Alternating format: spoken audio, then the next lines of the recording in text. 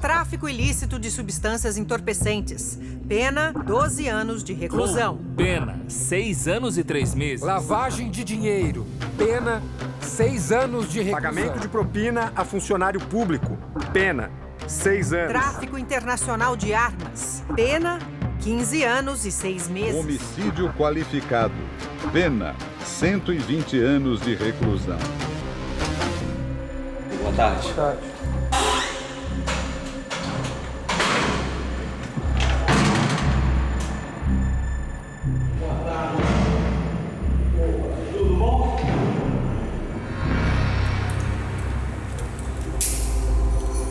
Pelas próximas 2 horas, as algemas não serão necessárias. Como é que você gostaria de ser tratado nessa entrevista? Como Luiz Fernando da Costa ou Fernandinho Beiramar? Luiz Fernando da Costa. Mas Fernandinho não é mais coloquial, não é mais... Mas é um nome que a sociedade me impôs e que eu não concordo muito com esse apelido que me... Você acha que ele pertence ao passado? Acho que sim. Vou tentar fazer por onde pertencer ao passado. Luiz Fernando tem 51 anos. Está preso há 18. É tanto tempo, ele já se sente íntimo dos funcionários do presídio. Acostumado, nessa quantidade. Você foi condenado a quantos anos de prisão? A minha condenação total ultrapassa os 200 anos de cadeia. 200 anos. Ele já passou pelos presídios de Rio de Janeiro, Belo Horizonte, Presidente Bernardes, em São Paulo, Catanduvas, no Paraná, Florianópolis, Brasília, Campo Grande, Porto Velho, Maceió e Mossoró. Foram ao menos 7 transferências sob forte esquema de segurança. Com agentes federais, carros blindados, aviões da Força Aérea. O que faz dele o preso mais caro do sistema, segundo o Departamento Penitenciário Nacional. A maior parte da entrevista, Fernando se mantém tranquilo, frio. Analisa bem cada resposta que dá. Isso é história, é balela. A gente, é como eu falo, eles pegam uma frase, usa fora do contexto e vira verdade, entendeu? Mas nem sempre ele consegue se conter. Depois que você é eleito, você tem que manter aquilo ali. Tua base de apoio, como é que você vai manter a base daquilo ali? Isso não impede de revelar segredos de uma vida inteira dedicada ao crime. Condenado a 200 e poucos anos de cadeia. Para mim, tanto mais, se vier 10, 30, 40, 50, não haveria necessidade de eu estar aqui. Eu já cometi tantos crimes de estar me querendo passar como santinho disso. As execuções. Apesar de ser considerado o maior traficante do Brasil, a pena mais longa que Fernandinho Beiramar cumpre dentro do sistema penitenciário é por homicídio qualificado. São 120 anos. Entre as atrocidades comandadas por ele, 2 mancharam de sangue sua ficha criminal. Uma tortura e uma execução. Agosto de 1999. Beiramar está foragido, mas a Polícia Federal intercepta uma conversa telefônica. Existe uma transcrição de áudios que, de uma certa forma, colocaram você numa situação, vamos dizer assim, de perda de prestígio e até sendo um pouco mal visto por algumas áreas, até do mundo do crime. Foi a transcrição de áudios em relação à morte do Michel Anderson Nascimento dos Santos. A vítima, segundo as investigações, teria tido uma relação com uma namorada sua e que ele foi então sequestrado, torturado, esquartejado vivo. Alô? Oi? Eu tô com os 2 tempos, o dedo tá tudo pendurado. Tá pendurado? Tá pendurado. A orelha direita? Arrancado tudo. Não dá pra ouvir, não. Eu tô escutando só um bagulho de fazer assim, ó. E na orelha esquerda, arrancado um pedaço só pra mim tentar ouvir, senão nem ia conseguir falar com vocês. Onde você estava quando mandou matar o Santos? A primeira pergunta que eu te faço é o seguinte. Pela sua experiência de vida, você acha que uma pessoa mutilada dessa forma teria condições de conversar comigo da forma que estava conversando? Você acha então que essa gravação foi o quê? Uma fraude? A voz era sua? Não estou dizendo que tenha sido uma fraude. Eu acho que tem coisas nesse processo, já fui condenado nesse processo. Tem coisas ali que, se eu for falar, não estou falando que justifica, não. Mas a gravação é diferente, Fernando. A gravação, ela reproduz exatamente o tipo de sentimento que você sentia. E se for a montagem? É de que você teria prazer. O que eu estou querendo te dizer é o seguinte: as razões, eu não estou falando que nada justifica o que eu fiz, não estou falando isso. As pessoas não entendem. Às vezes você toma certo tipo de atitudes no calor do momento, ou então porque você tem uma razão de tomar aquela atitude. Beiramar tenta justificar o injustificável. Garanhão, né? Porra, não, senhor. Minha grande costela, acho que tá fraturada, porque eu vejo passado. Não, mas eu não vou deixar ele fazer isso contigo, não. A costela tem que estar inteira, pô. A costela tem que estar inteira. Vem pra casa, quando você for embora pra casa, vou mandar um táxi te levar até a porta de casa. Não, quer ir primeiro pro Duque ou quer ir primeiro direto pra tua casa? Tô Fernando? Não. Pro Duque. Vou usar um táxi pra avisar minha mãe, por favor. Ah, tá bom. O táxi não chegou. A ordem estava dada. Disparos são ouvidos. Só uma pergunta nessa história 20 anos depois ainda persiste. Onde estaria a ex-namorada que teria tido um caso com Michel dos Santos e provocado a ira do traficante? Agora, o que aconteceu com a Joelma, que era sua ex-namorada, e que ela praticamente desapareceu? Uma pessoa que apronta o que ela aprontou ia dar destino. Tô aqui, ó, tô aqui. Ô Meirelles, vem me entrevistar aqui.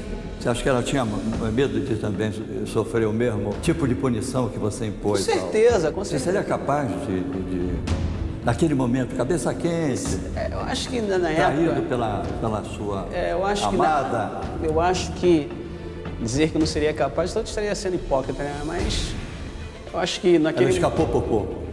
Eu acho que... O que aconteceu com Joelma permanece um mistério. Assim como muita coisa envolvida na chacina de Bangu 1. Quarta-feira, 11 de setembro de 2002. Rio de Janeiro, 8 horas da manhã. Presídio de Segurança Máxima Laércio Peregrino, conhecido como Bangu 1. Fernandinho Beiramar e integrantes do Comando Vermelho rendem 6 agentes penitenciários que faziam a contagem dos presos. Eles deixam a Galeria A, atravessam um corredor central e entram na Galeria D, onde ficam os presos das facções Terceiro Comando e ADA, amigo dos amigos. Quinta-feira, 12 de setembro de 2002, 7h15 da manhã. Depois de mais de 23 horas, os bandidos enfim se entregam. São eles Ratinho, um dos assassinos do jornalista Tim Lopes, Marcinho VP, Beiramar e Chapolin. Para trás deixam 4 corpos. Entre eles, Arnaldo Pinto de Medeiros, UE, que comandava de dentro do presídio o tráfico em 4 morros da Zona Norte Carioca. Fui condenado a 120 anos de cadeia inocente nisso aí. Nessas 4 mortes. Eu não tinha nada a ver, não tenho nada a ver com esse fato. E me deram 120 anos de cadeia. Por quê? Por causa do meu nome, não tem prova, não tem nada, mas meu nome. O que ocorreu? Após o término da rebelião, as autoridades me pediram para eu ser o intermediário e os próprios presos. Agora o senhor imagina, se ia invade o presídio, quem ia ser a primeira vítima? Eu. Então, eu aceitei participar daquela negociação, não é porque eu sou bonzinho, nem porque eu era líder. Foi uma forma de resguardar minha própria integridade física. O E foi morto a tiros, depois seu corpo foi enrolado em um colchão e carbonizado. No calor do momento ali, algumas pessoas que não gostavam dele, não me lembro como aconteceu. É porque ele era da ADA, né? Amigo Isso, dos amigos, isso, uma outra facção. Isso. E como ele era um cara muito, como é que eu posso dizer, cruel, eu acho que algumas pessoas que foram vítimas deles no passado ali aproveitou o momento e ninguém sabe como começou o fogo, ninguém que estava ali pode dizer foi fulano, foi isso que a gente não viu. Uma das acusações que fazem a você é de que você teria indicado as pessoas, teria feito a seleção de quem deveria morrer. Isso tem fundamento ou é mais um... balela? A decisão do Tribunal de Justiça sobre o caso é clara. Abre aspas. O réu agiu com intensa culpabilidade na medida em que exercia uma posição de notório comando. E após a execução das vítimas, dirigiu-se até elas para, obviamente, conferir e, nesse momento, selecionando e poupando a seu bel prazer as vidas dos demais sobreviventes da quadrilha rival. Fecha aspas. Eu já chego perdendo. Com a fama, lógico, eu não sou santo. Eu dei base para isso. Então o cara chega no tribunal de júri, pô, esse cara é um monstro, esse cara não sei o quê. Tem lógica. Há apenas 2 meses, o filho de Uê foi executado com mais de 40 tiros na porta de casa. A Delegacia de Homicídios investiga se Diego de Medeiros foi assassinado pela milícia. Na rebelião de Bangu 1, outro traficante da facção rival ao Comando Vermelho, Celcinho, da Vila Vintém, escapou da morte porque teria aderido ao bando de Beira-Mar. Como é que aconteceu isso naquele momento ali A verdade é o da seguinte, chacina? A verdade é o seguinte. Ele tomou um lado. O que acontece? O Celcinho estava ali, ele era terceiro comando, ele era ADA na época, e quando houve a chacina, não tinha... Assim, é tipo assim, você pode até trabalhar na Record, a Globo é sua concorrente. Nem todo jornalista é seu inimigo por ser seu concorrente. A mesma coisa é o que acontece em facções. E a gente sempre respeitou o Celcinho. O Celcinho, o cara, ele tira a cadeia dele, ele não fica instigando ninguém, ele não fica... Então, existia um respeito pelo Celcinho. Então, o nego fala, o Beira-Mar salvou a vida do Celcinho. O Celcinho chorou, é mentira. Ele teve o comportamento de um homem, não morreu, não foi por causa do Beira-Mar, foi uma decisão, não era para morrer mesmo. Então, não houve, ele não pulou para o nosso lado. Ele apenas, no momento ali, naquele calor do momento, o cara chega para você, vem cá, vou matar todo mundo da Record. Você vai ficar quieto na sua. O presídio considerado de segurança máxima fica parcialmente destruído. Você tem 2 facções dentro do mesmo espaço, a melhor forma de você aniquilar a outra é aniquilar as suas chefias. Então foi exatamente o que aconteceu lá, uma tentativa de você eliminação da outra facção, eliminando os seus principais líderes. Após as execuções atribuídas a ele, Fernandinho Beira-Mar esteve trancado nos presídios mais seguros do sistema. Quantas pessoas você já matou ou mandou matar? Não preciso nem comentar responder essa pergunta, não. Deixa quieto isso aí.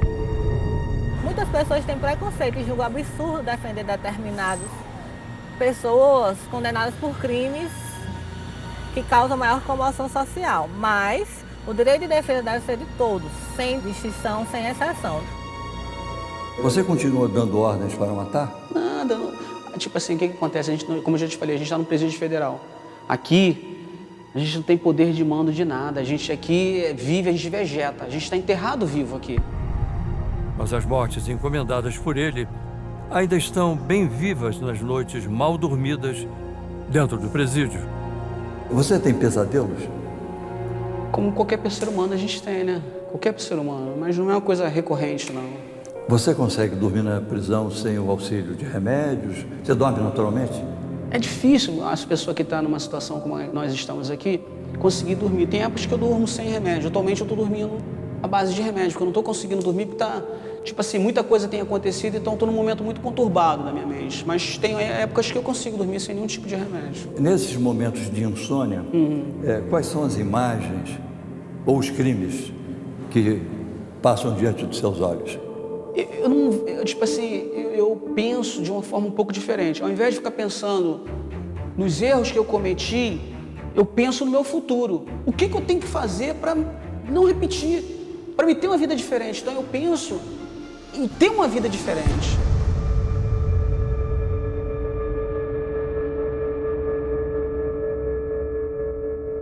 Curioso?